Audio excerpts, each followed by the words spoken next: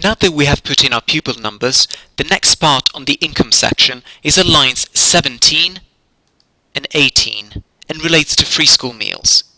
If we scroll across to column O, we can see that the spreadsheet is picking up the average percentage of free school meals for the local authority.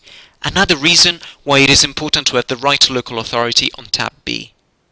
As the cells in lines 17 and 18 are green, we have the choice of either accepting the default for the local authority as a whole, or if we believe there is a good reason to change the default, we can overtype the percentages in cells between E17 to L17 for primary, or cells from E18 to L18 for secondary.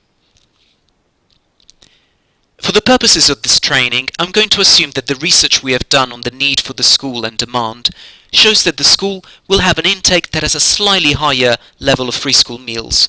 So I will change the values in cells from E18 to L18 to 10%. Let's select the cells from E18 to L18 and change the value to 10%. Perfect. I will also make a brief note in the assumptions column, which is column Q, to note that the school intake levels of free school meals are expected to be higher, which will highlight the reason for this to any reviewer and refer them to the written narrative that will accompany the spreadsheet in the application. So let's do that now.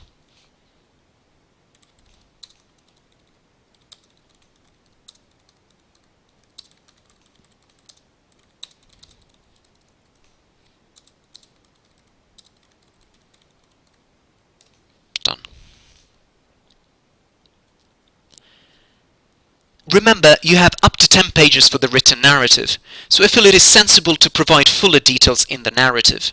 It is absolutely crucial that your budget plans reflect the assumptions and decisions made in your application.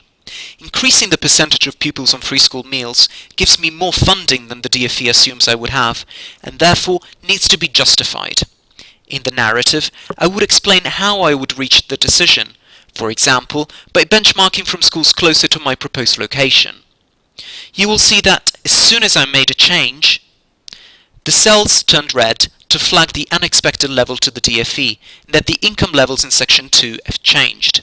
So as you can see on line 18, these cells have been highlighted in red.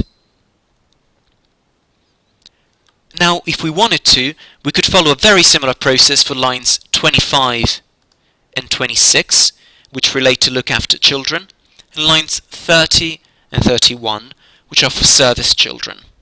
For the purposes of this training, I'm going to accept the local authority norms and not change any of the numbers.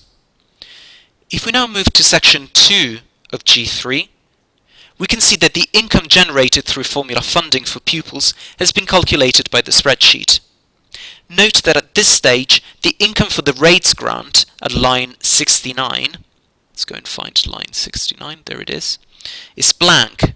It will be populated automatically when you enter details of your budget figure for rates expenditure.